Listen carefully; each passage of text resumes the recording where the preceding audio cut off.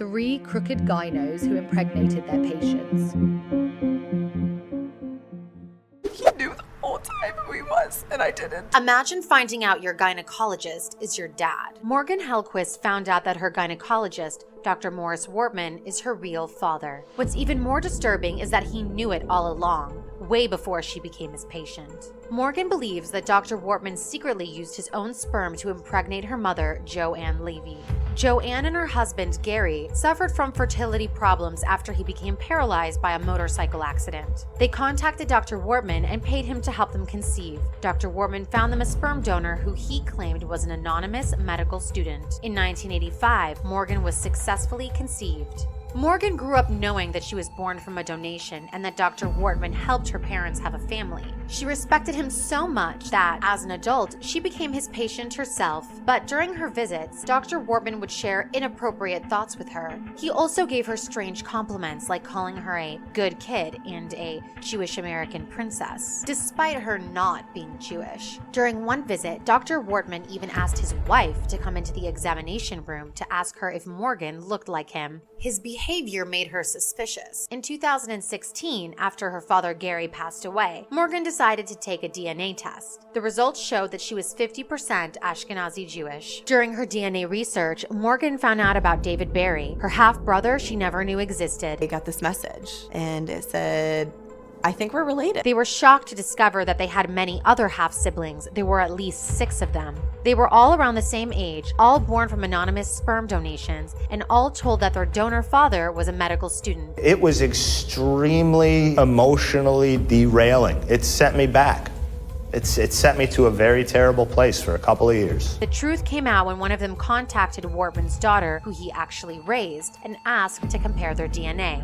She matched all of them. They all shared Dr. Wortman's DNA. I am the product of something that should have never happened. For Morgan, this was a particularly dark discovery. At that point, Dr. Wortman had been her OBGYN for 10 years. When we found out, there wasn't any need to tell her. I was screaming and sobbing at the top of my lungs. She decided to sue him for medical malpractice, among other charges. The lawsuit accused him of treating her knowing that she was his biological daughter, an act that violated her rights and autonomy. He took away that choice for me. From his end, Dr. Wortman denied everything and continued practicing as a gynecologist. Even though Morgan, her half-siblings, and their family members have gone through a lot of emotional pain, they couldn't take legal action against Dr. Wortman. What he did is actually called fertility fraud, but only 7 states recognize it as a crime. There was no criminal violation because there was no law that covered this particular act. Morgan is the only one among her siblings who may have had a case against Dr. Wortman for treating her as a patient without her consent. While the lawsuit was ongoing, Dr. Wortman's unexpected death has left the legal proceedings unresolved. In May 2023, the aircraft he was flying in crashed in Orleans County. The crash claimed the lives of both Dr. Wortman and the pilot, Earl Luce Jr. The cause of the accident is still undetermined, but according to investigations, the wings of the aircraft detached mid-air. It was an experimental handmade aircraft built by Earl Luce Jr.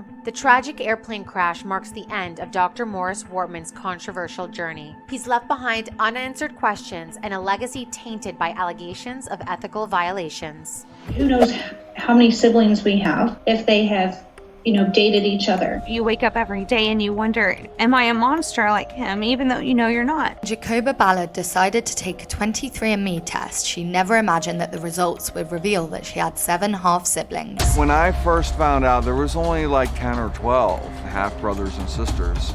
I believe there's around 65 confirmed. But the number of siblings only continued to grow. Most of us have blonde hair, blue eyes. She discovered that she was one of 94 siblings, all of whom turned out to be the biological children of Dr. Donald Klein. It was such a violation of women. He is the age of my grandparents. Dr. Klein, an Indiana fertility specialist, had gained a reputation as a caring and knowledgeable doctor, helping many couples achieve their dreams of parenthood. My mother completely trusted him. All of their mothers used the same fertility clinic, and the siblings were all born between 1979 and 1986. Dr. Donald Klein had secretly inseminated these women with his own sperm, all without their knowledge or consent.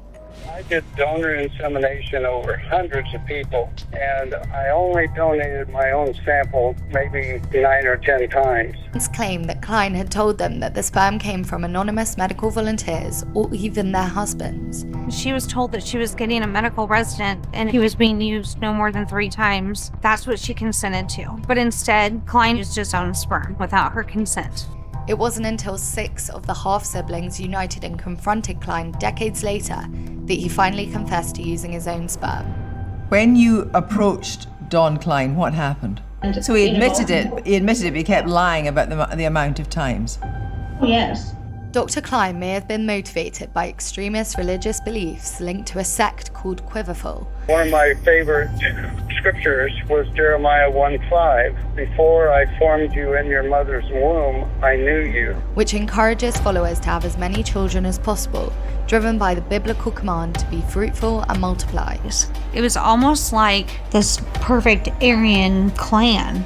It's disgusting. Klein took advantage of the social taboos surrounding sperm donation at that time, advising patients to keep the use of a sperm donor a secret and never reveal to their children how they were conceived. I expect the list to keep growing, and I don't think I will ever find every sibling. Many of the donor children live within a 25-mile radius of each other.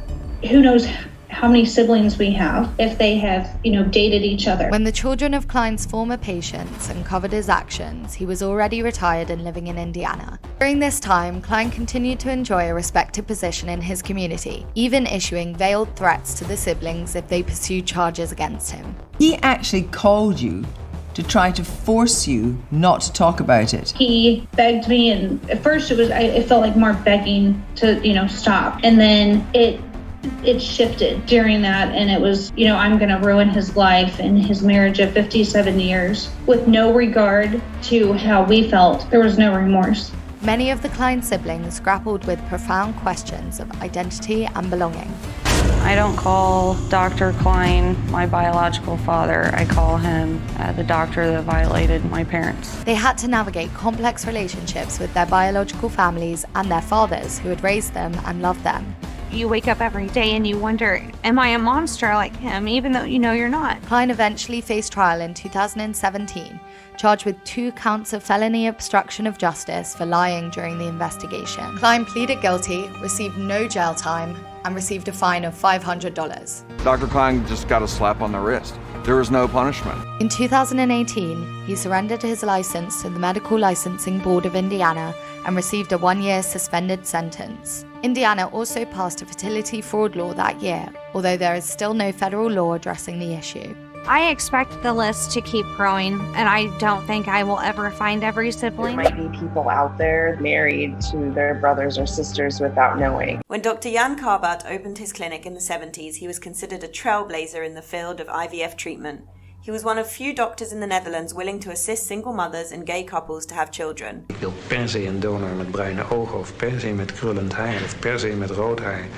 Dan kun je dat krijgen. But as time went on, a disturbing truth emerged from under the surface. It turned out that he secretly used his own sperm to get at least 65 women pregnant without their knowledge. Het is al gebeurd.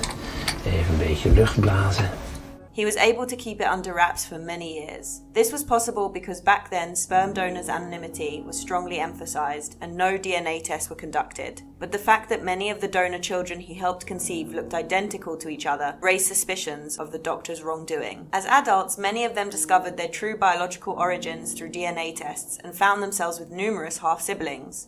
Dr. Jan's fertility clinic was forced to close in 2009 after 3 decades of operation. After the closure, rumors began to emerge that Dr. Jan had been using his own sperm to inseminate patients without their knowledge or consent. There were also allegations that he might have falsified data, analysis, and donor descriptions. But even after closing, people still sought answers from Dr. Jan. A group of people who suspected they were conceived with his sperm took legal action to seek DNA testing. Dr. Jan, who was in his late 80s at the time, denied the allegations. Niet in strijd is met ons geweten en ons gevoel, voldoen weet hij. Met liefde. A journalist named Camille Beluc became interested in the story after hearing about it on the news. He managed to arrange an interview with Dr. Jan. The doctor called Jan Karbat You might have heard of the guy. When Camille confronted him with the allegations, Dr. Jan intensely denied everything. Camille described the doctor as evasive and dishonest. When I asked him about using his own sperm, he said no. First important question I asked was about the limits of children per donor in his clinic. The answer was very weird. Camille ended up being the last person to interview Dr. Jan before his passing. Mijn enige doel was een vrouw en kind te geven. Dr. Jan died in 2017, shortly after the legal proceedings against him began. Following his death, the Dutch court granted the group of plaintiffs access to his DNA. If there's a person alive, you cannot force him to do this paternity test. They were all waiting until Carbat dies to use the material. The authorities seized items from his home and extracted DNA from a toothbrush. Dr. Jan was confirmed to be the biological father of at least 49 individuals conceived through his clinic, with the possibility of even more offspring yet to be discovered. So there are 49 of you that have found each other. There could be thousands. Yeah, that's possible. Yeah. De broer van mijn broer is de broer van mijn broer. With so many donor children sharing one biological father, there is a danger of them unknowingly becoming romantically involved with each other. But some of them try to look on the bright side.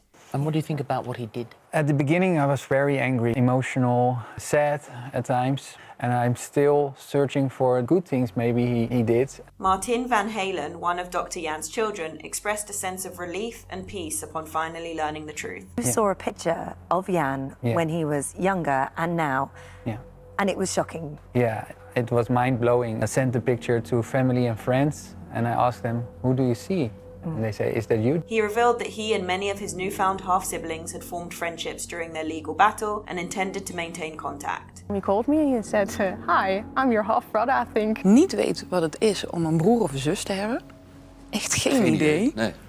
En dan ineens zetten ze daar een hoop mensen neer en dan zeggen ze, dat is je broer. The documentary Seeds of Deceit sheds light on the experiences of Dr. Jan's former patients, who are now mothers to what they refer to as Carbat children. These women shared their enduring desire for motherhood, recounting how they turned a blind eye to the often horrifying insemination treatments they underwent. In some cases, these treatments involved sexual intimidation and abuse. The Carbat children come together for the first time. They grapple with their newfound genetic heritage and the conflicting emotions that accompany it. On one hand, there is a sense of belonging and recognition among the siblings, but on the other hand, there is the fear of inheriting genetic traits from their biological father. What do you think? Let us know in the comments.